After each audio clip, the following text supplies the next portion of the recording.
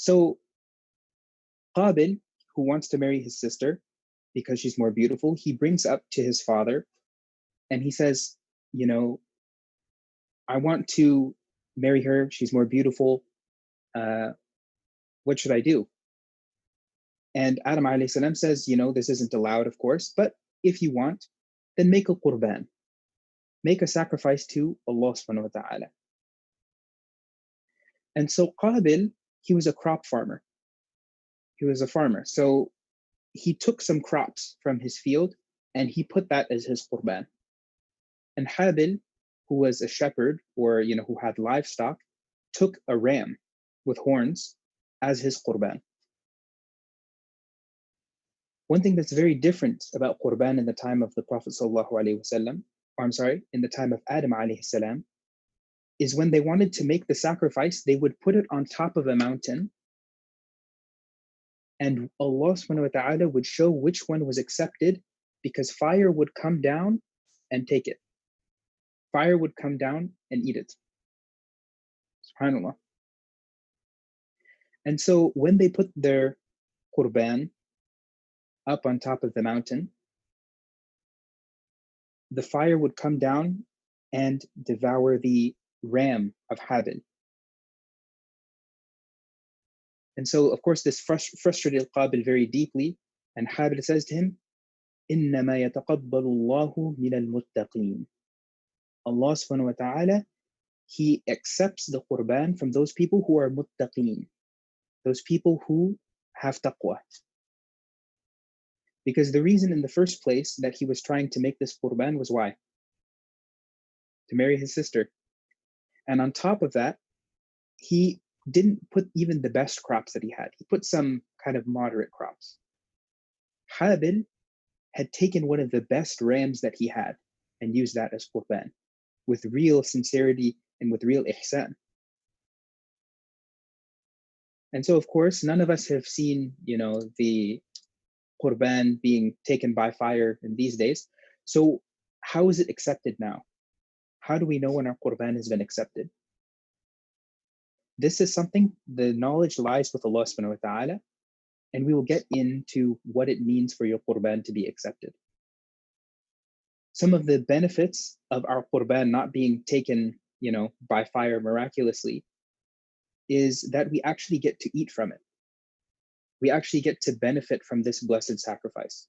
The poor get to benefit as well. It's something that is done purely for the sake of Allah, and then from that, the makhluk, or the creation, benefits as well.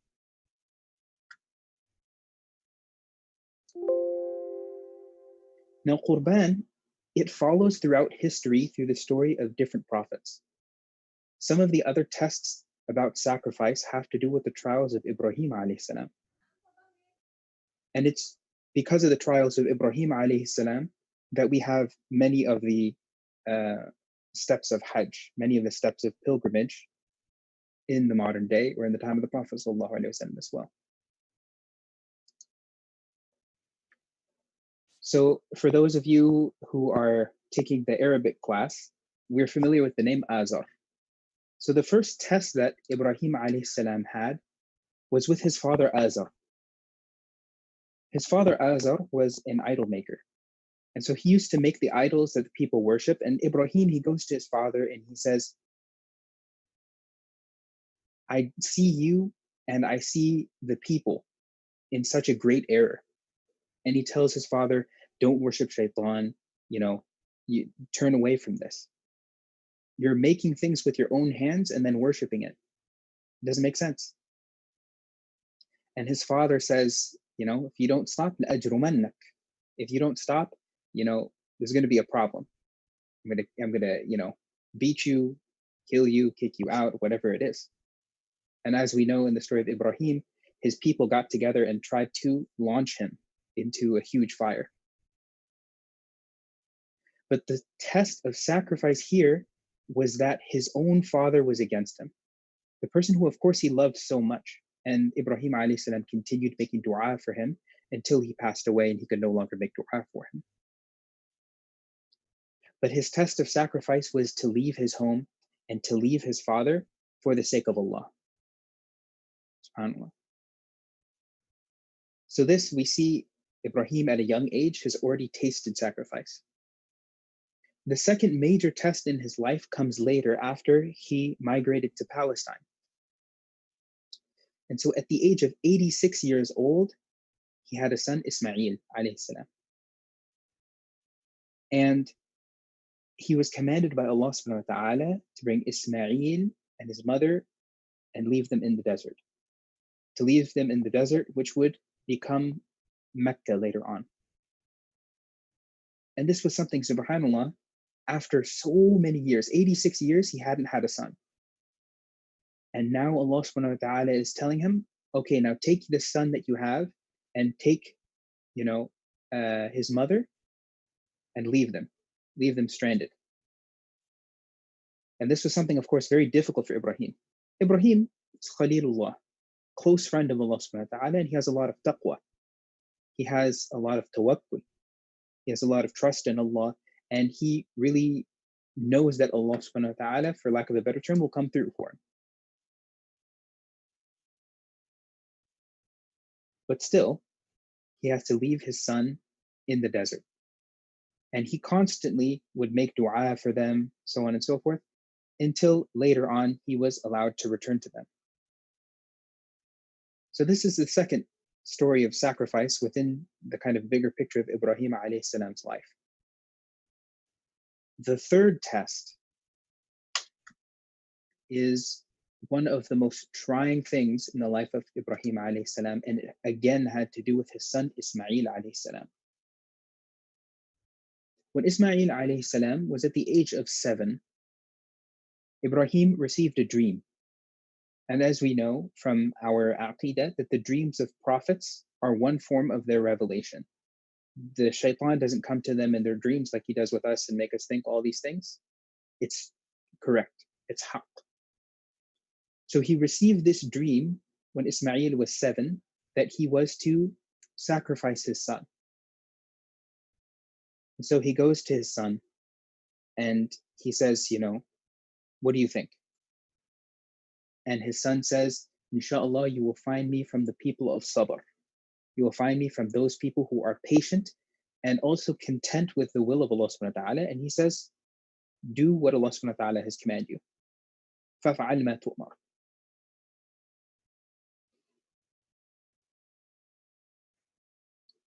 And so if we look from the perspective of Ismail alayhi salam, whose father left him in the desert when he was a child, comes back around later on, and at the age of 7 years old, he says, okay, now Allah has told me to sacrifice you.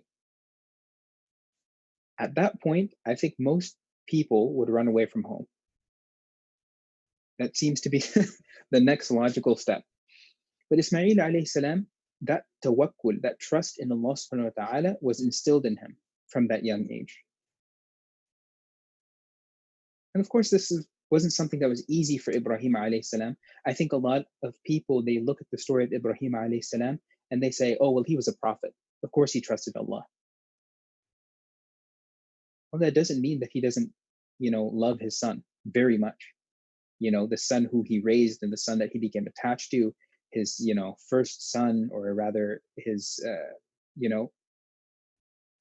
really the only male progeny that he had, considering his father, he had left his father so much earlier. So anyway, they leave for Mina. And as we know in Hajj, in Mina, there's the place with the 3 pillars that we stone. This is because the shaitan multiple times tries to come and change the mind of Ibrahim alayhi salam, tries to change the mind of Ismail alayhi salam. So Ibrahim alayhi salam, he took 7 stones and he threw them at shaitan, saying, Allahu Akbar, Allah is greater, or Allah is the greatest. When they reached the place of sacrifice, Ismail alayhi salam was laid down facing the Qibla. So Ibrahim alayhi salam, he sharpened the knife because of course he wants to make it as easy as possible for his son. He wants to make it as painless as possible, so he sharpens the knife very well. And many people think that, before he went in for the cut, Allah subhanahu wa ta'ala switched it. That's not the case. Rather, his son was laying there and he tried to take this incredibly sharp knife and actually tried to go through his neck, and it wouldn't go through. So he is already feeling emotional. He really believes he's about to lose his son, or rather that his son will return to Allah subhanahu wa ta'ala and sacrifice, but he has that ikhlas. He has that sincerity in his heart. And so he really tries. And that is when Allah subhanahu wa ta'ala sends down the sheep from Jannah. And then that was slaughtered by Ibrahim alayhi salam as the qurban. And so we commemorate qurban through the slaughtering of a sheep or a buffalo or a bull or a camel on Eid.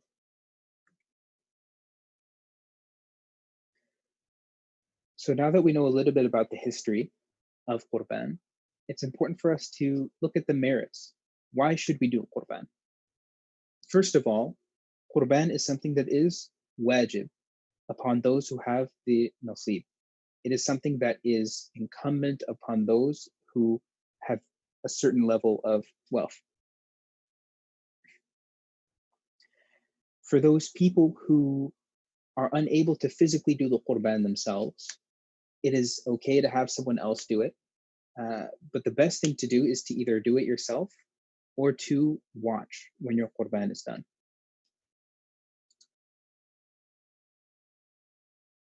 The reward of the qurban is something that it's really huge, huge reward. It's not something like when we read Quran, we know that for every harf, how many rewards there are. When we pray, we know number. When we pray in jama'ah, we know it's multiplied by this number. But the Messenger sallallahu alaihi wasallam said, for every hair or fiber of wool that is on the animal, on the qurban, one reward is recorded for the person making the qurban. If you were to spend your entire day trying to count the hairs on a cow or trying to count the fibers of wool on a sheep, you would be able to. So imagine how much reward that is. Qurban should only be for the pleasure of Allah subhanahu wa ta'ala, solely for Allah subhanahu wa ta'ala. And every other action should also be with this intention. One of the dangers now in the age of social media and things is when we do good, we try to show it to others, whether it's under the guise of trying to encourage others to do good or whether it's legitimately showing off. These are all problems that can end up affecting our ikhlas. These are things that can end up affecting our sincerity in an action. And sincerity in an action, as we know from the hadith of the Prophet ﷺ, إِنَّمَا الْأَعْمَالُ بِالنِّيَّةِ. Indeed, actions are based on their intentions. Another benefit of the qurban is that we eat from it and we distribute to those in needs, or we distribute it to those in need. This is, of course, a worldly benefit, but it nevertheless is still one of the benefits.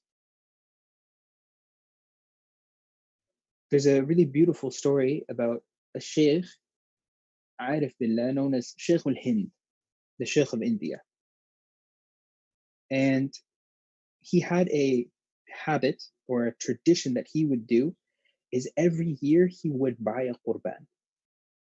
Okay, so after one Eid, he would get his qurban and he would raise this qurban, right? He would raise this qurban himself. He would take care of it. He would feed it. He would, like really take care, go over, kind of over the top with taking care of it. He would feed it the good grass. He would feed it, milk. He would feed it good water, right? When he would go to teach Sahih al-Bukhari, this cow, which was his qurban, would actually follow him to the dars, would follow him to the class, and it would sit. And when he went back, it would follow him back. He became very, very attached to this cow. He would take it to the field so it could go run around and get exercise.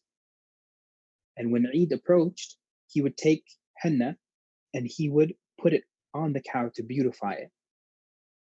And when it got close into the last 10 days of Dhul Hijjah, he would really treat it well. He wouldn't let it eat grass anymore. Rather, he would let it drink milk and eat, I don't know if you guys know what jalebi is, but it's a very, very sweet Indian dessert or Pakistani dessert, wherever you want to ascribe it to. It's a dessert from the subcontinent. Very sweet dessert. And so that's what he would feed this. And when he would do the qurban, very often he would actually shed tears because of how close he grew. Imagine it's, like sacrificing your pet. And of course, we, when it comes to cats and things like that, it's not acceptable qurban. But he got so close to this because he wanted to feel that sincerity. He actually wanted to feel the sacrifice. He wanted to feel what it was like to give something solely to Allah subhanahu wa ta'ala. And at a later time, during the kind of colonialist era and the occupational forces came into India, he was put in jail. And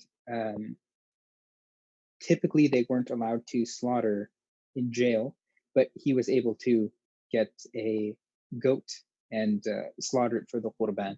And this is just one thing that shows that when we have sincerity in action, and when we make consistency in that action, Allah subhanahu wa ta'ala will continue to open up doors for us. An important thing to note about qurban is in Islam, we find waste reprehensible. We find wasting things, this is a terrible thing. Even if it's water for making wudu, we consider it to be something that is disliked.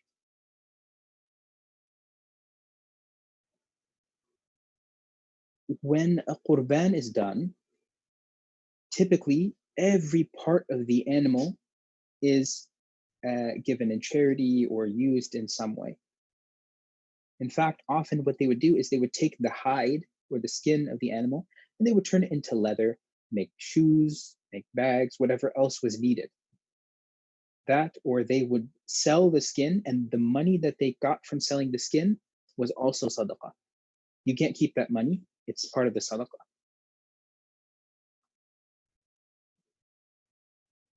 In the modern day, when we're talking about qurban, it seems to be something that is perhaps old world, something that's out of date, something that perhaps is morally, morally objectionable.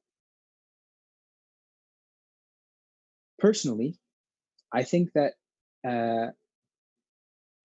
when we're talking about like the mass farming of meat and the mass slaughter of animals, this is something that is morally reprehensible because it goes into this waste. How much meat is, manufactured meat goes around, and how much of it is just discarded or parts of it are just gotten rid of? The best way that you can honor an animal, right? By taking care of it and things like that, is doing qurban, or outside of Ramadan, or I'm sorry, outside of Eid al-Adha, doing dhibh by hand. Because you honor this animal in the way that Allah subhanahu wa ta'ala has created it, and you never go in excess. Imagine if you had to slaughter an animal anytime you wanted meat, you would eat meat far less. One of the issues now is that we're so disconnected from where our food comes from that we just don't feel its spiritual effects. Because eating meat, it has a spiritual effect. One of the things that a friend of mine and I would do in Egypt is when we wanted to have meat, when we want to have chicken, when we want to have something like that, we would actually go to a spot and watch it being done.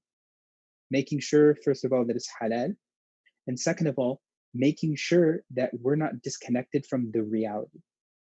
Because we're eating something Allah subhanahu wa ta'ala has put life into. And we can't forget that. The Islamic tradition also stipulates that the animal needs to be taken care of. It needs to be, treated well, so on and so forth. We'll get into that a bit later in the section on how do we make qurban. The Prophet ﷺ says there is no action that a man or person, right, because of the way that Arabic works, there's no action that a person does on the day of Eid al-Adha that is more beloved to Allah than the spilling of blood of the qurban animal. And there's a note here, ihraq.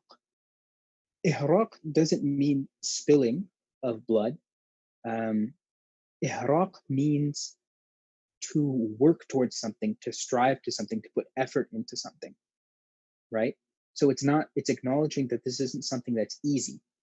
I think in English, if we use the phrase spilling blood, it has just kind of a soulless context or connotation. But ihraq, it shows that there's difficulty in it, and it's not something that should be done consistently or all the time. The Sahaba didn't eat meat every day, and for good reason. Indeed, this animal, meaning the qurban, will be brought on the day of judgment with its horns, its hair, and its hooves. Verily, before the blood touches the ground, it is already accepted by Allah. So do qurban with a good heart. And this ending part is فَطِيبُوا. It should be فَطِيبُوا بِهَا or bihi. فَطِيبُوا bihi nafsan, which means to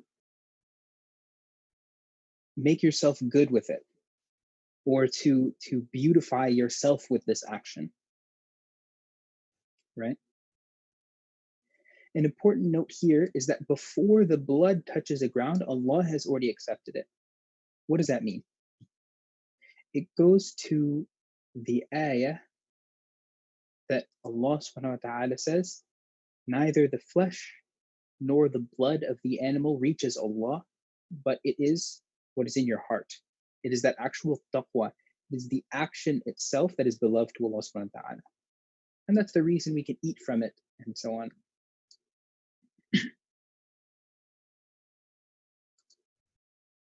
So now that we have the background, how do we make qurban according to the sunnah?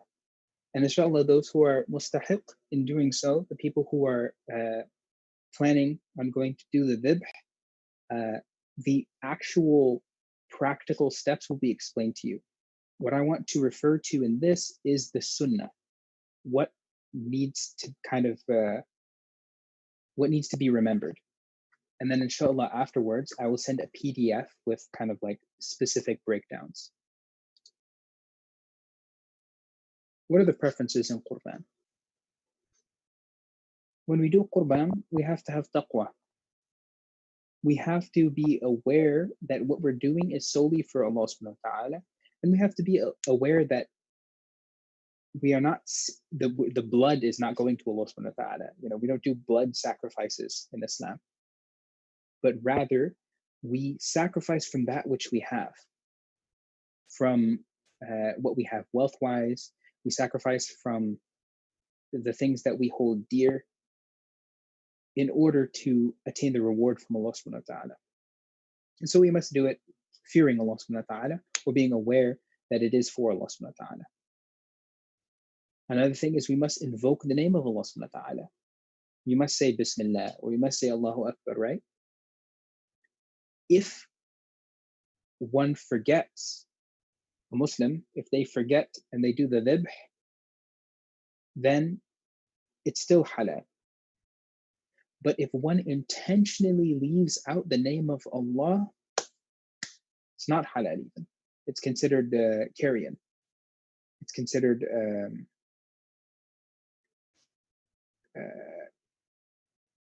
carrion in English is a mayyit. It's considered a dead animal. It's not considered a slaughtered animal.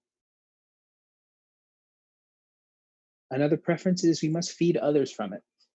There's such barakah in a qurban that the Prophet ﷺ, he wouldn't eat on Eid until he did his qurban, and he would eat from the qurban.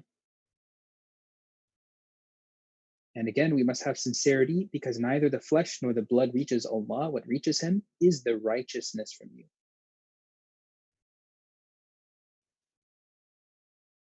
That one, I think, is pretty well explained. And it's important that, because sometimes what we'll see is when we type in like ritual sacrifice and things like that into Google Images, you'll see it has a lot to do with blood and all this type of stuff. They'll collect the blood and all this. Islam has nothing to do with this and wants nothing to do with it. What we do is we sever the esophagus, the two jugulars, right? And the windpipe, the throat, two jugulars in one motion. And we don't continue to try to cut back through the spine, because it causes unnecessary pain to the animal. And the reason we do this is because it lets blood. It kills them in the least painful way possible. And it lets the blood, because blood is not halal for us. Another thing is purchasing a good animal that is in good condition. Okay.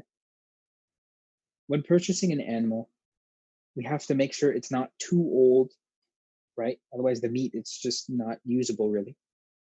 It cannot be too young. For most animals under the age of a year is not permissible. It cannot be like it has to have like both ears intact. If more than a third of its tail is cut off, it's not okay. So it really has to be an animal that is in good condition, has been well taken care of, has not been abused, so on and so forth. And the last thing is we must reduce the pain of the animal. How do we do this? We're very calm with the animal. We don't push it around and pull it around and things like that. There's even an adab. There's even a manner of moving the animal, guiding the animal. How do we lay the animal down? We cannot tie the animal's more than 3 of the animal's legs, right? So it's very specific. When we use the knife, we must sharpen the knife before we lay the animal down. We must sharpen the knife away from the animal. The animal shouldn't see the knife, because, why are you killing it? Poor, it's already dead, cause it to fear for its life. We can't slaughter it in front of other animals. We have to do one motion, making sure that we're not sawing, because sawing causes pain. When you get a paper cut on your finger, when you get the cut, or even if I don't know if you've used the knife and you've cut into your finger, it doesn't hurt initially, right? Because of how sharp it is, it doesn't hurt initially. It's when it starts to move, or when there's some sort of abrasion, that's when the pain begins, right? And so when we sharpen the knife and we keep the knife clean and all this is the absolute best way.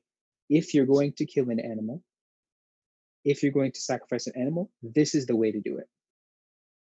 If we look at mass slaughter, like meat plants, meat manufacturing plants and things like that, they have a blade that's just continually going, right? They say Bismillah, Allahu Akbar. They hit the button and just that not only kind of is the opposite of ihsan, the opposite of excellence in actions, but the blade is going to get dull. It's not going to be clean, right? Animals are going to see other animals getting killed. It's a big problem. So this is the best way, with the most ihsan, is doing it this way with the sharpest knife you can do, with a single motion, using the name of Allah subhanahu wa ta'ala, having your intention and your sincerity, and realizing that Allah subhanahu wa ta'ala created this world for us. When we say Allah created this world for us, it doesn't mean to be greedy, but rather It means to recognize things for what they are and to respect it for what it is. This is a creation of Allah subhanahu wa ta'ala. Allah subhanahu wa ta'ala has commanded me to do dhibh, so I will do it, and I'll do it in the best way.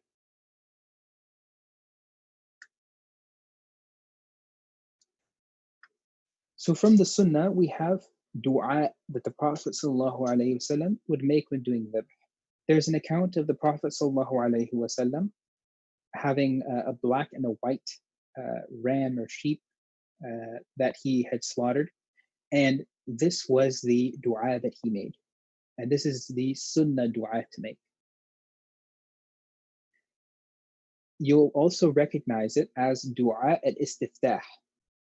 Istiftah is when we pray, we say Allahu Akbar. And many people, they say Subhanakallahumma wa bihamdik wa tabarak asmuk wa ta'ala jadduk wa la ilaha ghayruk. A'udhu billahi minash shaitanir rajim, right? There's also a longer one, which I think is more common in some places than others. Inni wajjahtu wajhiya lilladhi fatara as-samawati wal ard ala millati Ibrahim hanifan وما أنا من المشركين إن صلاتي ونسكي ومحياي ومماتي لله رب العالمين لا شريك له وبذلك أمرت وأنا من المسلمين. Right? So it's إني وجهت وجهي للذي فطر السماوات والأرض. I have turned myself, إني وجهت وجهي, I've turned my face, meaning I've turned to Allah subhanahu wa ta'ala and with my attention and with my what I have, you know. I have turned myself towards the one who has created the heavens and the earth while I am upon the straight way of Ibrahim. على ملة إبراهيم. Hanifan, which was, you know, that was his, what the religion of Ibrahim was known as being Hanif. وما أنا من المشركين. And I am not from the mushrikeen. I'm not from those people who associate partners with Allah. Inna salati, verily my prayer, wa nusuki, and my sacrifice, wa mahyaya, and my life, wa mamati, and my death, lillahi rabbil alamin, are for Allah, Lord of the worlds. La sharika lah, he has no partner, wa bidhalika umirt, and with that, or with this I have been commanded, وَأَنَا مِنَ الْمُسْلِمِينَ, and I am from the first of those to surrender, or I am from the Muslims as well. And Allahumma minka wa laka, Bismillah, Allahu Akbar. Allahumma minka wa laka, oh Allah, this is from you and to you. What does that mean? It means that this qurban, or this animal, is rizq from Allah subhanahu wa ta'ala. Right?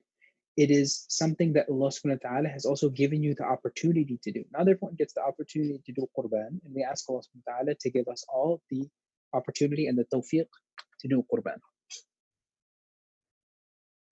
So it's saying, oh Allah, this sacrifice and the opportunity is from you. Walaka. And I am surrendering it back to you. I'm giving it back to you. In a way, inna lillahi wa inna ilayhi raji'un. But we say, Allahumma minka wa laka. It is from you and it is to you. And then one would say, Bismillah, Allahu Akbar. Bismillah, Allahu Akbar. In the name of Allah, Allah is the greatest. After making the qurban, after making the sacrifice, we have another dua, which is asking Allah subhanahu wa ta'ala to accept it.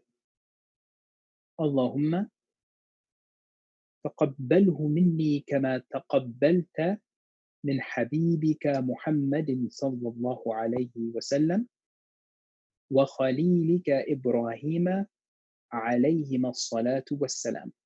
Oh Allah, accept it from me, meaning the qurban, just as you have accepted it from your beloved Muhammad sallallahu alayhi wa sallam and your Khalil, your close friend, Ibrahim alayhi salam. On a quick note right here, as far as the kind of timing of when things are done, you would read إني وجهت وجهي للذي فطر السماوات والأرض على ملة إبراهيم حنيفا وما أنا من المشركين إن صلاتي ونسكي ومحياي ومماتي لله رب العالمين لا شريك له وبذلك أمرت وأنا من المسلمين اللهم منك ولك. And then you would say Bismillah Allahu Akbar as you do the dhibh, as you make the cut. An important thing is to do so confidently, to do it for the sake of Allah, and to also be aware of who you're doing it for, right? Because many of us, if there are some from the youth who are going to be doing the dhibh, you have to know who you're doing it for. Not just for yourself, but rather for those who had, put in money to purchase the animal, so on and so forth.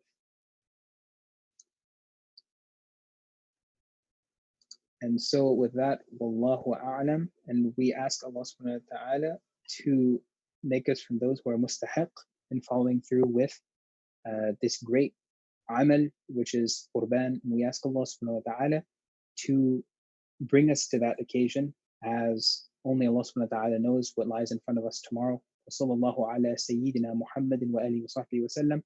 والسلام عليكم ورحمة الله وبركاته. وعليكم السلام ورحمة الله وبركاته. Jazakumullah khair, Brother Sharief, for this excellent presentation of the merits of the Qurban. So if I may help with the key points, take away from your slides. One thing I really surprised is actually the history of Qurban comes way before Prophet Ibrahim itself, right? It started from the time of Prophet Adam alayhi salam with Habil and Habil. And then Prophet Ibrahim were tested several tests, and then one, you said the third famous test is the Qurban itself, right? Where he has to sacrifice his beloved son Ismail alayhi salam. And then the second note is, he said Qurban is wajib for those who are able to do it or who has money to do it.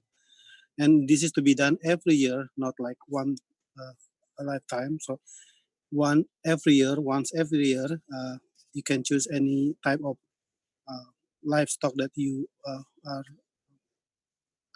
want to do, depending on your financial circumstances, right? As long as it's halal. Yes. And then this is very important. It's actually what is aligned with what we are doing in Ashipa here. So you said the best sunnah is for those who are going to do the Qurban is to do it by himself, if you are willing or able to do that, or you watch it, right? So that is a very important key point here. So that's why we are here in this afternoon to discuss the plan for doing the Qurban, inshallah, for this year, right?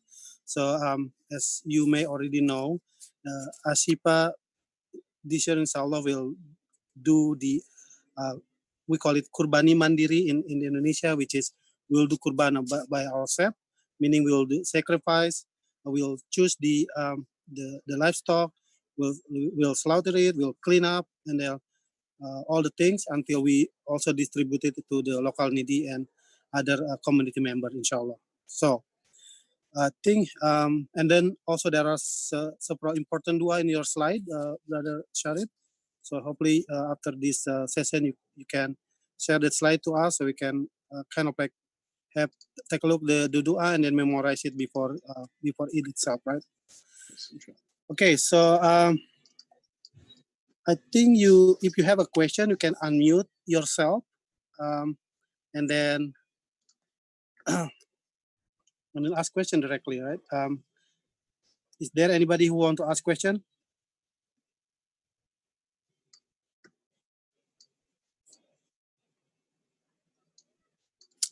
If not, I may start with one question, maybe. So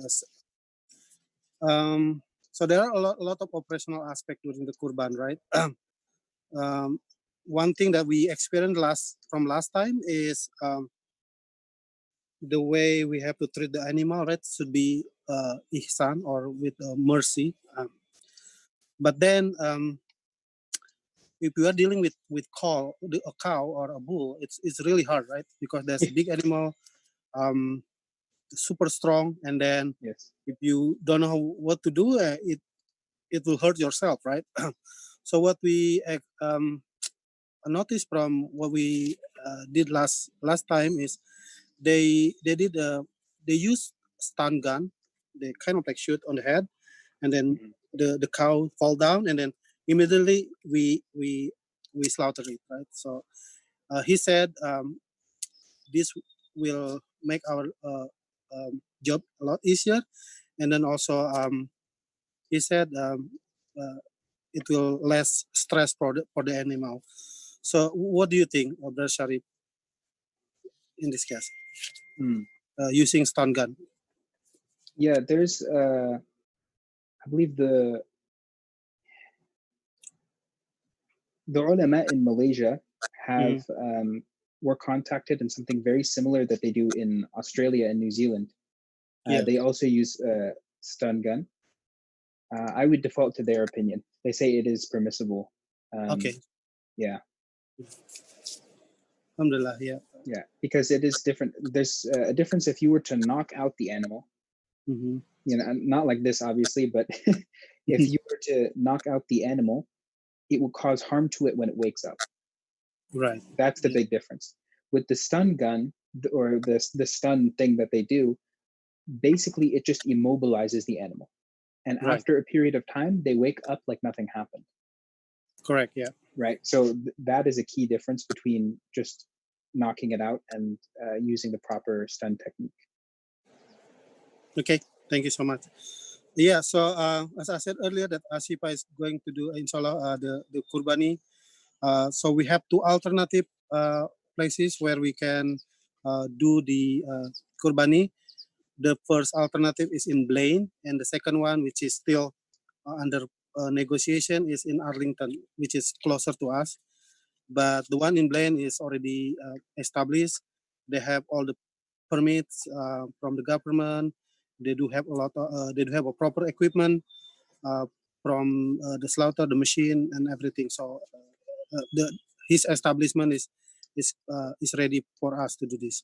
So hopefully, inshallah, for those who are um, uh, joining us here today, uh, will make yourself available. Inshallah, we'll do it August 1st on Saturday. Uh, we book our slots in Blaine for 10 a.m. In the morning, so we can drive all together there and then perform our kurban. Right. So we need a lot of help there from slaughtering itself. So we will target, inshallah, have 2 cows and then several lamb. So if any of you are brave enough to do this sunnah, to slaughter the lamb, let me know. I'll put you in the list. I'll give you the opportunity to do this sunnah, inshallah. And then other than that, we have a lot of things to do also, right? Like cutting the meat into small pieces so we can distribute it. So this establishment in Blaine has like 3 machine, big machine. Like if you go to the grocery store or halal market, right? You see the guys Mhm. cutting the meat like that. So exactly the same machine. So you'll experience to use that machine as well.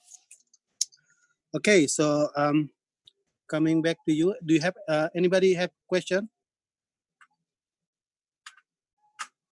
So Mubasir, Hilmi, Daniel. Okay, so I had a question. I texted it, but maybe I'll just say it out loud. So I was kind of interested when he was talking about, when he would sometimes eat chicken, he would actually go to the slaughtering and watch the slaughtering, because it gives you a connection with like, where does your meat come from. So then I was kind of wondering, like, it would be good if we could also like expose people to it, like, so that they can connect with it as well. But what would be like a good beginning age so that children will be mindful of where their meat's coming from, and also like having a connection with like the food? Oh, okay. So is it Yusuf? Yes, Yusuf. Okay, okay. Okay, please, Brother Sharif. That's a good question.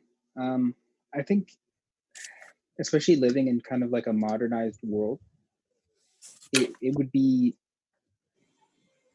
on the borderline of impractical to have, you know, all of your meat doing it yourself, unless of course you had a big piece of land. Um, Mm. but I know what some people do is they actually get together and every month or so they'll get one cow. That's something that's much better to do, and to get your family involved in it as well, to tell them that, you know, what is the difference between putting qurban aside, what makes our meat, halal meat, different from meat that is not halal. Meat that is not halal, there's no standards on, there's no moral standards on how they treat the animals. They're all right next to each other. There's no moral standards on how they move the animal. In Islam, we cannot drag the animal by its behind legs, right? Because we have to show adab, we have to show humility to the animal. We can't, you know, tie its legs together. We must be efficient, and we must be direct, and we must be treated appropriately.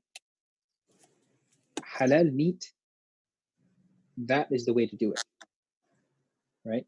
And so, if at least once a year, when doing qurban, we have, you know, our younger children involved. Those, you know, children that understand. You know, I would say baligh or praying, right?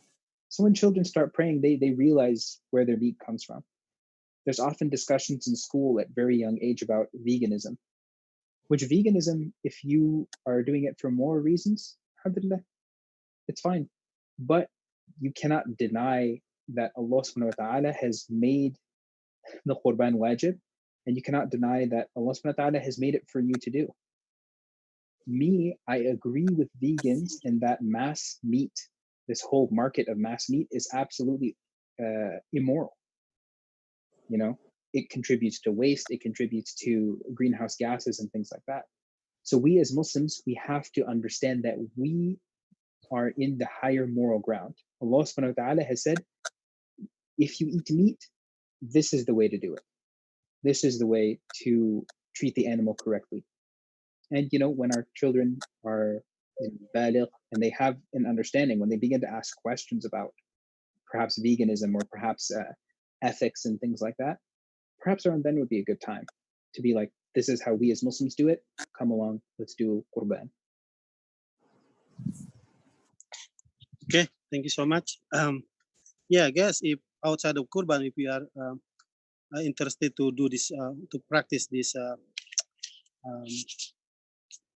to practice this, we may also set up some other time, right, also to Kurban, and then we can go to some farmer here. I know that in our area there are some a farmer nearby that's owned by a Muslim too, so it will be a lot easier for us to explain what we are going to do, right? Yeah, but that's for another topic. Okay, thank you, Yusuf, for your question. Anybody else? Your question? Mubashir, Afif?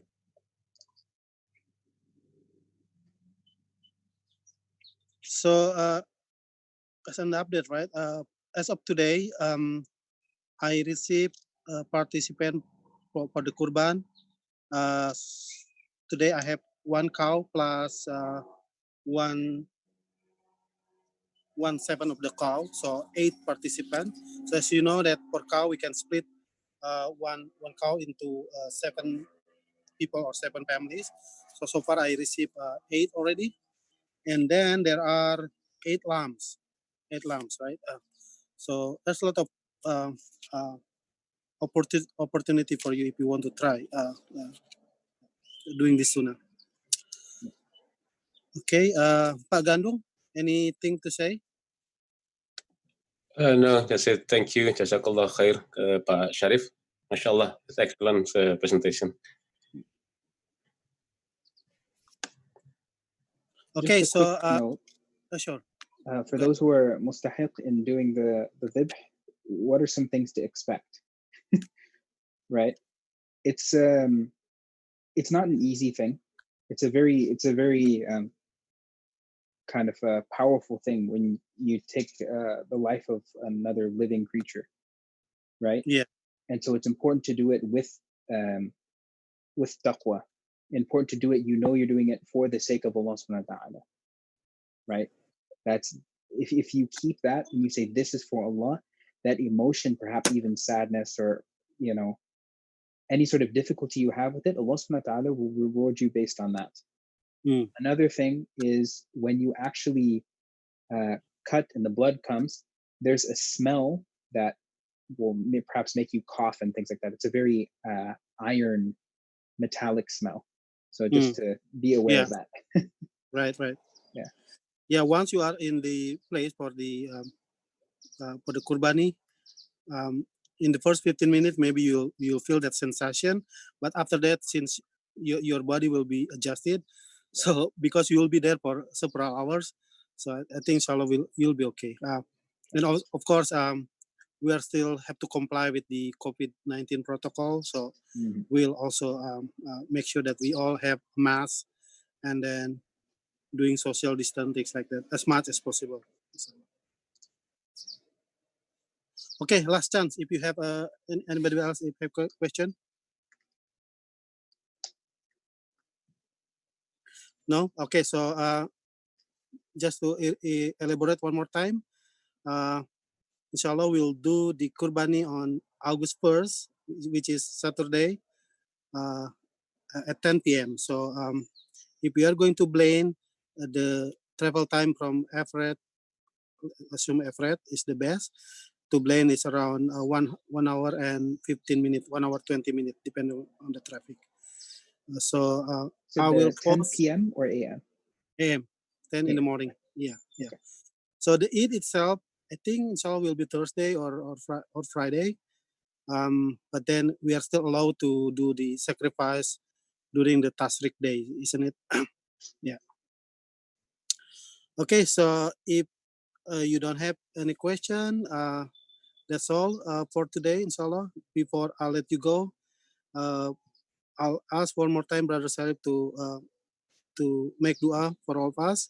Hopefully, this program, inshallah, will have a success, and then we learn something, and then, of course, eventually, this effort is to please Allah Subhanahu wa Taala. Okay. Having said that, I will close the Zoom meeting with the dua, and then let's recite Surat Al-Asr before we close this meeting. Bismillahirrahmanirrahim. Wal asr innal insana lafi khusr illa alladhina amanu wa amilus solihat wa tawasaw bil haqq wa tawasaw bil sabr.